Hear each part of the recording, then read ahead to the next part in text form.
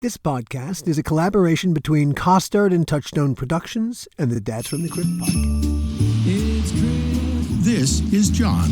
Nice beer.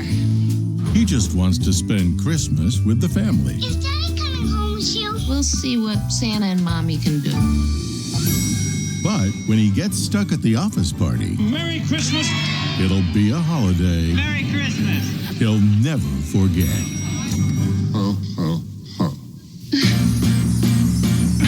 Welcome to the party, pal. This Christmas, It's a time of miracles, so be of good cheer. Only John can drive somebody that crazy. get ready to jingle some bells.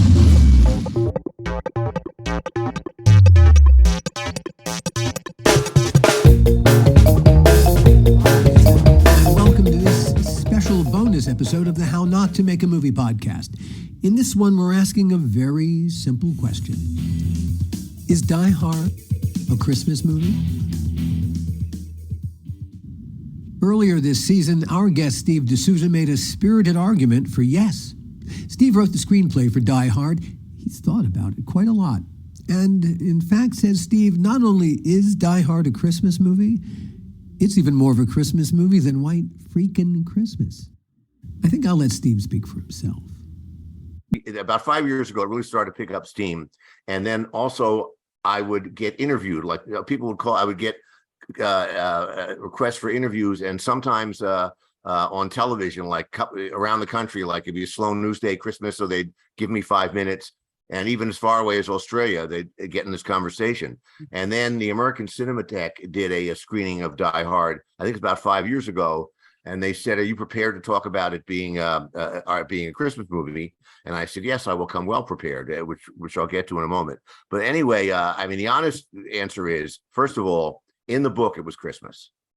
It's based on a novel, and the novel is a sequel to another novel that was made into a movie with Frank Sinatra. We went through all this already.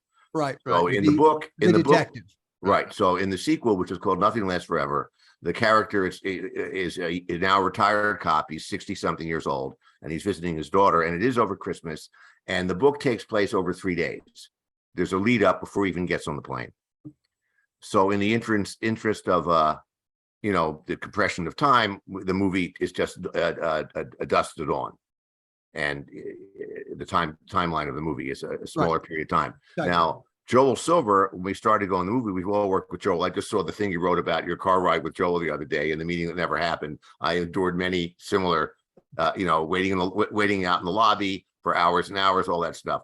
But anyway, Joel said, "I like that this book is Christmas. When you have a movie set at Christmas, it gets plays on television every year at Christmas, so we'll always get residual checks every Christmas."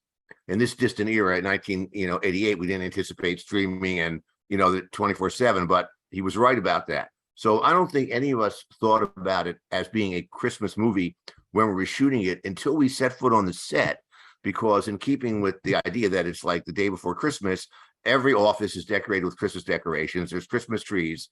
And there's like Santa, all the secretaries have little Santa hats on the desk. So it was the flavor, was really there.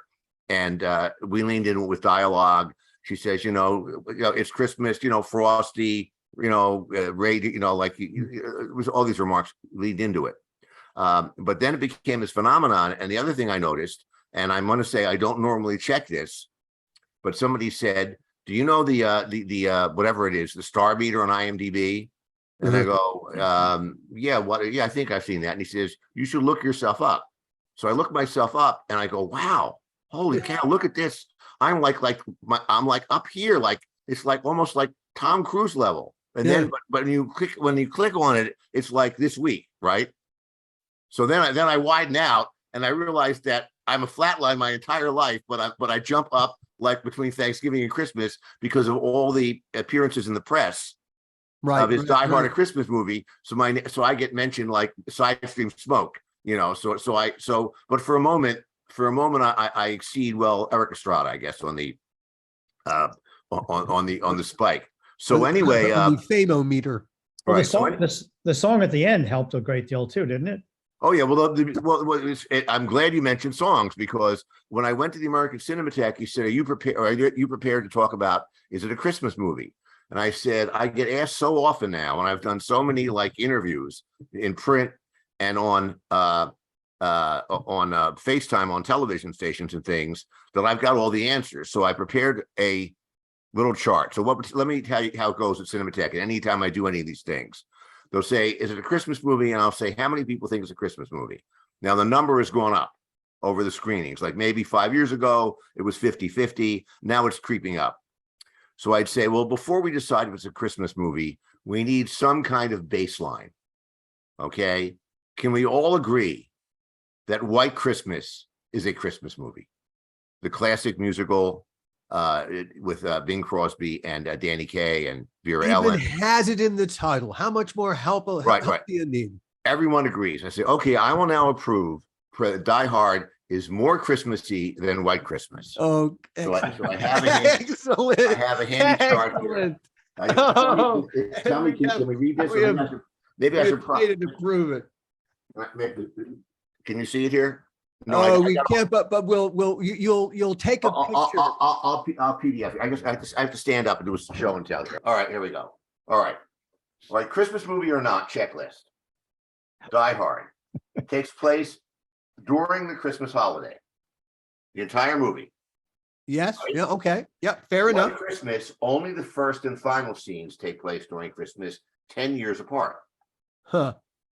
Right? Because remember, the beginning is World War II, and and then they become big stars on Broadway. And the end of the movie is a reunion of all the soldiers. I think it's 10 or 8 years later, whenever the movie comes out. So we're already more Christmassy by the entirety of the movie. Boy, wow, 100%. Well, not 100%, but okay. The setting of Die Hard is a Christmas party, right? White Christmas, only the final scene is a Christmas party. Right? They come out, snow, right? Yeah. Number of Christmas songs. Die Hard has 4. Let It Snow, Winter Wonderland, Christmas in Hollis, and Jingle Bells. White Christmas has only 2. White Christmas and Snow. Party venue threatened. In Die Hard, the party venue is threatened by tourists. In White Christmas, the party venue, the resort, is threatened by foreclosure. Right. That's why they have to have the reunion there to save it. There's a broadcaster with a hidden agenda. In Die Hard, it's Dick Thornburg. In White Christmas, it's Johnny Grant, who keeps it a secret that it's a Christmas party when he televises it. It's in the Sky Dead Sullivan. Remember the end. The party right. Okay. The party is broadcast secretly. Government incompetence. In Die Hard, the FBI overreacts. Right? Yep. In White Christmas, the Pentagon fires General Waverly. Okay. Right. He's the old commander who now runs the resort. The German ringleader in Die Hard is Hans Gruber.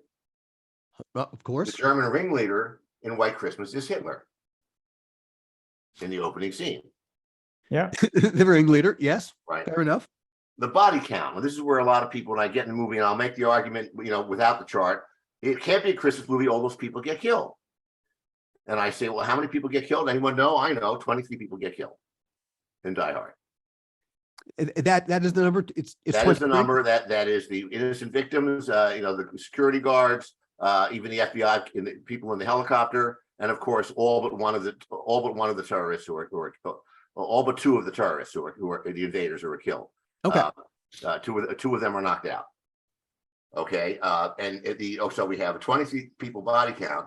And in White Christmas, it's 26,128, which is the body count in the Battle of the Bulge, which is the opening scene of the movie. Remember, the Christmas scene is interrupted by artillery barrage. And finally, what is the gift of the Magi like? Selfless sacrifice. You always want in something. Sure. Of course. In Die Hard, he runs barefoot across broken glass. Right? It's very symbolic. Yes. In White Christmas, Danny Kaye upgrades Vera Ellen's train ticket. He gives her his first class ticket.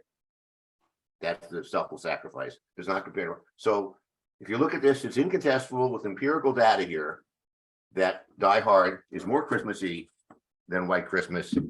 I rest my case, and I'll provide you a PDF of that chart for your website. You know, the only quibble I have is that last piece, the comparing running over broken glass to an upgraded airplane ticket. Because if I had to fly Spirit, I would rather run over broken glass. Okay, right. Yes, yeah, it is like running over a broken glass. Yeah, there you go. I'm starting to get a bad feeling up here. Merry Christmas. Die Hard. This is their idea of Christmas. I gotta be here for New Year's. See you next time, everyone, and happy holidays. The How Not to Make a Movie podcast is executive produced by me, Alan Katz, by Gil Adler, and by Jason Stein. Our artwork was done by the amazing Jody Webster, and Jason Jody, along with Mando, are all the hosts of the fun and informative Dads from the Crypt podcast, followed up for what my old pal the Crypt Keeper would have called terrific crypt content.